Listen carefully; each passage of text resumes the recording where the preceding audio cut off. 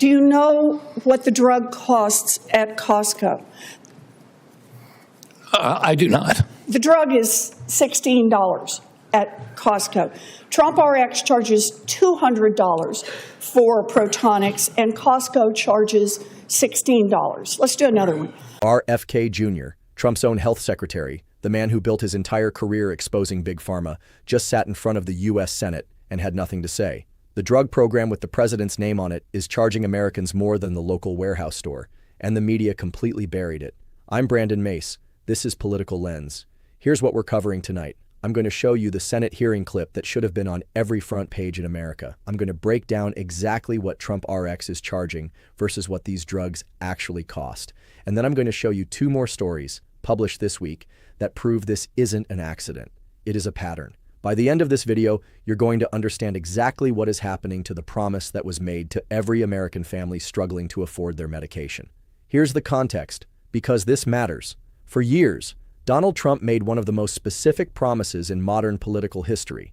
He wasn't vague about it. He said it at rallies. He said it in debates. He said it on social media. He was going to destroy the pharmaceutical industry's grip on American drug pricing. He was going to negotiate directly. He was going to pass those savings directly to the American people. Full stop. No middleman. No corporate games. And when he got back into the White House, he created TrumpRx, his flagship healthcare initiative, his name on it, his brand. The promise was the savings were coming. Watch this. So here's the thing. We know about brand names versus generic. It's a big pharma talking point in order to fool people into buying a more expensive drug. The generic is chemically the same. And here's the thing. If you're buying a drug on TrumpRx, there is a more than 1 in 4 chance that Trump's discount is actually a price hike. And for an anti-big pharma guy, you sure don't seem worried about steering patients to more expensive drugs that are going to pad big pharma's profits. But there's more in this deal.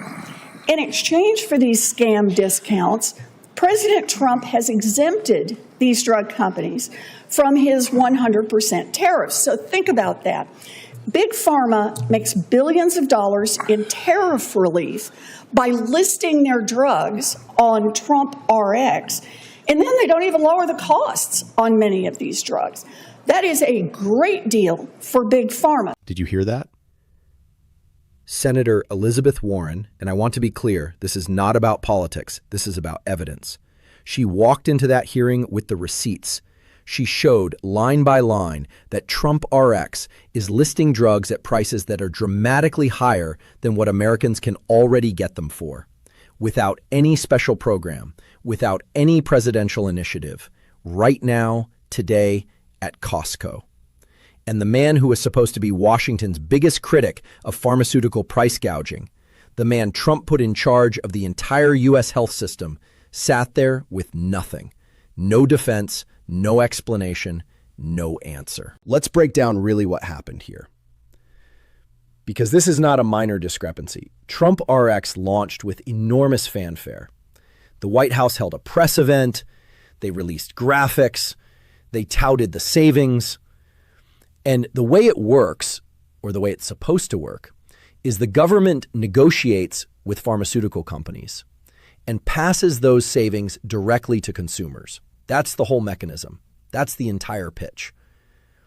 The reality is, when you actually compare the TrumpRx price list against what GoodRx charges, what Costco charges, what Mark Cuban's Cost Plus Drugs charges, for several of the highlighted medications, TrumpRx is not cheaper. In some cases, it is more expensive. The infrastructure that has existed for years without a presidential brand attached to it is already delivering better prices to regular Americans. I'm not joking when I say this. There is a real possibility that TrumpRx is not a drug pricing revolution. It may be a repackaging of the same pharmaceutical system with a different label on the bottle. And that is a profound betrayal of the promise that was made. But here's the part they really, really don't want you to see. Because if TrumpRx pricing is already in question, you have to ask, What is RFK Jr. actually doing over at the Department of Health and Human Services? Because this week, a bombshell report came out that the mainstream media slipped past you, and it changes everything. The New York Times published a report just this week that says Robert F. Kennedy Jr. has demonstrated, and I'm quoting directly, little interest in managing his sprawling department, his own health department, the department he runs.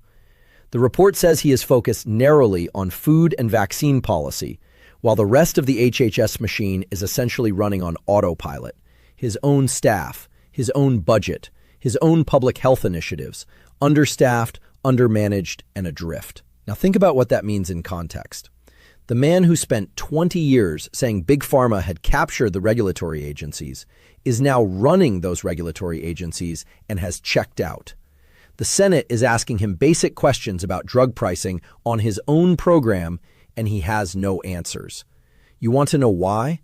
Because the reality is the machine doesn't require the person at the top to be engaged. It runs itself, and it runs in the same direction it always has, toward the people who fund it. But I want you to stay with me, because there is one more layer here. Foreign Policy published a story today, just hours before we recorded this. The headline, China is making MAHA's favorite drug. The experimental peptides and compounds being promoted across conservative media, the ones that MAHA influencers and health freedom advocates are pushing to their audiences, are being manufactured in China. The FDA is now holding emergency hearings in July to decide whether to even regulate them. Check this out.